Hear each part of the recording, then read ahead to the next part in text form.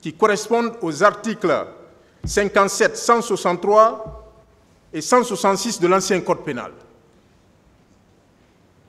Par jugement avant dire droit, ici dans cette salle, numéro 18,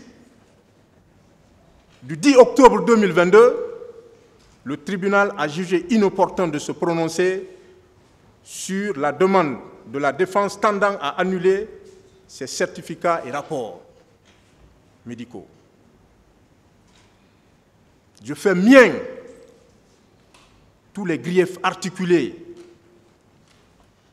contre ces faux documents et contenus dans les conclusions du 30 septembre 2022 de la défense du commandant Toumba.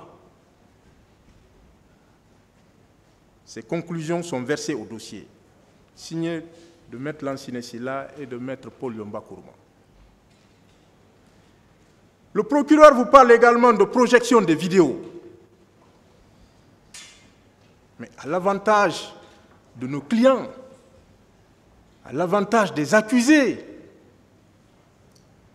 parce que ces projections auraient dû prouver les infractions reprochées à ces personnes. Mais non.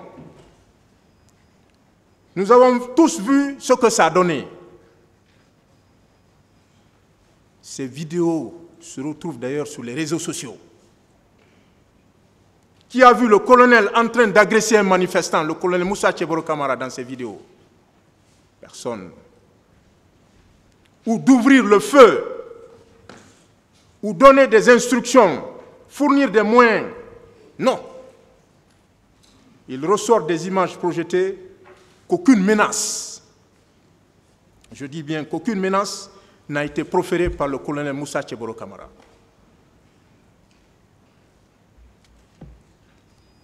Avant le meeting, aussi bien à l'esplanade du stade du 28 septembre qu'à la Fondis. Depuis ce jour, je suis convaincu,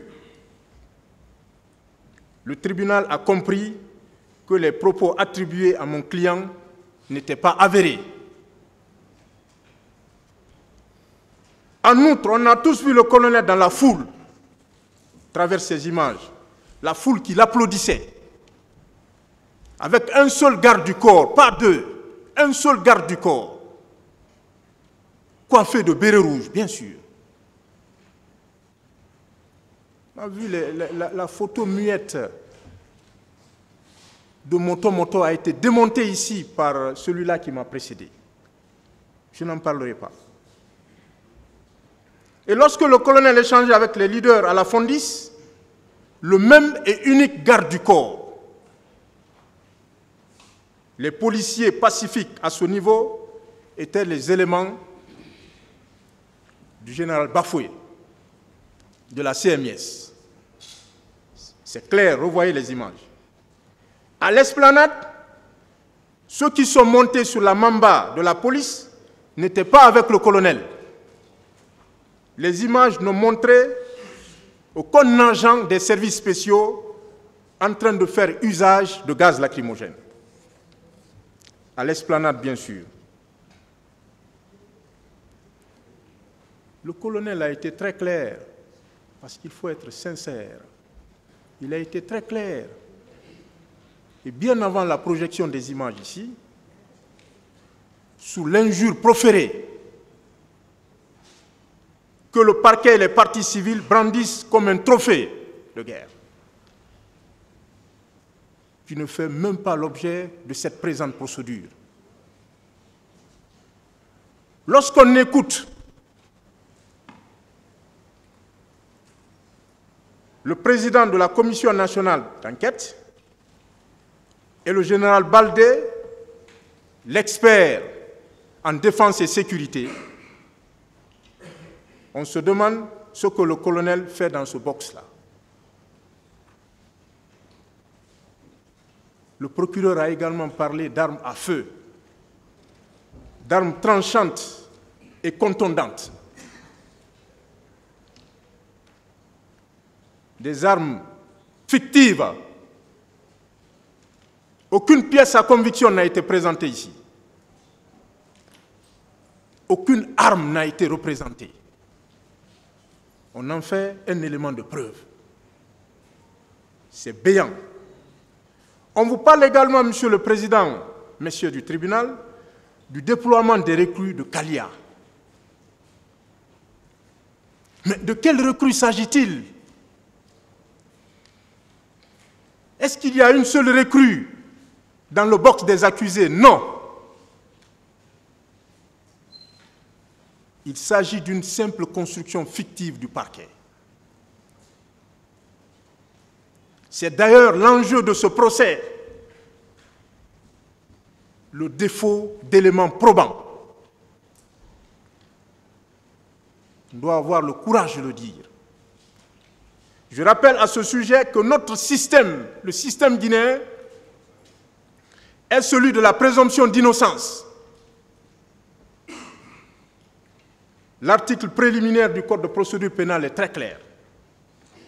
Il ne s'agit pas, nous ne sommes pas au Japon, il ne s'agit pas de la présomption de culpabilité.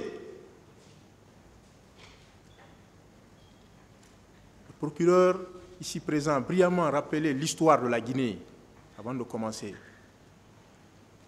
Et c'est ça, la territorialité,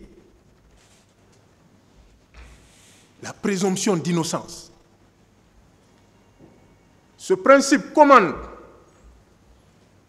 aux demandeurs du procès pénal, en l'occurrence le procureur, d'établir non seulement l'existence de l'infraction, mais aussi la participation de la personne poursuivie à sa commission. Vous établissez l'infraction, mais le participant, comment il l'a fait, vous devez le démontrer. C'est le premier objectif de cette plaidoirie, annihiler les charges qui pèsent contre mon client. Secondo, exhorter l'institution judiciaire à s'excuser. Oui, à s'excuser. Le colonel Moussa Tcheboro Kamara est le seul, ou presque, à avoir ce jour, 28 septembre 2009, pris l'initiative d'aller sensibiliser les manifestants et de revenir par la suite au stade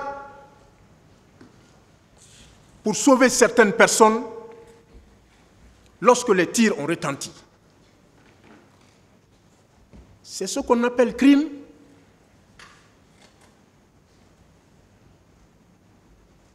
Mais il a été très clair à cette barre. Si c'était à refaire, je le referais. Parce que sensibiliser et sauver les gens ne constitue pas une infraction. Comme le disait Maître Malik Diakité le mercredi dernier,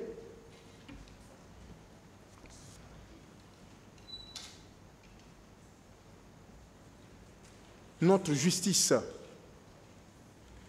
se déshumanise. Il est en prison sans titre de détention. Aucun titre de détention. On doit au moins trouver un justificatif pour dire, voilà, un acte, il est en prison à travers cet acte-là. C'est un être humain. C'est comme si on avait ramassé un animal, entre guillemets, on allait le loger à la maison centrale. Il faut le dénoncer. Ce n'est pas normal. Nous l'avons dénoncé plusieurs fois. Aucun titre, aucun mandat.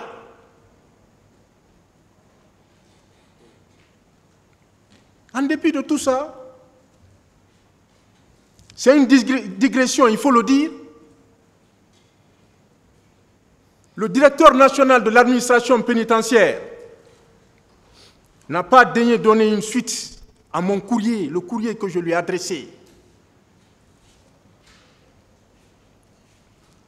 Le courrier du 17 novembre 2022, par lequel nous lui avons transmis la demande d'autorisation du 31 octobre 2022 du président de l'Institut Thales Afrique du Sénégal pour permettre au colonel Moussa Tcheboro Camara, inscrit au master et sciences politiques,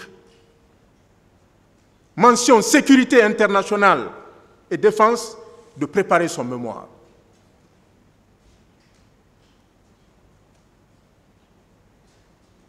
La détention, surtout la détention provisoire, ne doit pas être considérée comme une situation de non-droit.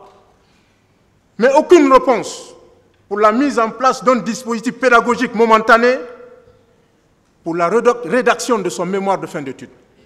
Aucune réponse. Qu'en est-il alors des droits d'un détenu en République de Guinée? Mes confrères peuvent le témoigner. Nous avons des difficultés à nous entretenir avec nos clients de tous bords, parce qu'on s'entretient devant tout le monde, il n'y a pas de secret.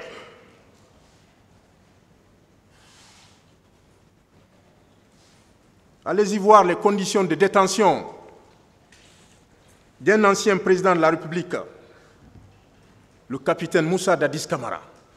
Ses avocats y reviendront. C'est pitoyable. Des anciens ministres, comme mon client, son Excellence Djabi, chirurgien incontesté, allez-y voir comment est-ce qu'il est détenu. Détention précaire, dans des conditions inhumaines et dégradantes. Et lorsqu'on vient dire réclusion criminelle à perpétuité, assortie d'une période de sûreté de 30 ans, mais ça bouleverse. Ça bouleverse. Surtout qu'il n'y a aucun fondement. Aucune base.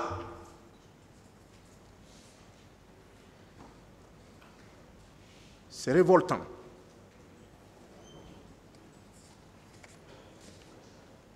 N'est-ce pas un résultat, Monsieur le Président, Messieurs du tribunal, que vous devez conserver gravé dans votre esprit au moment de votre délibéré?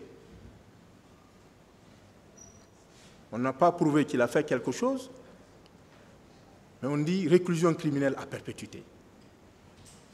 Non, je sais que vous n'accepterez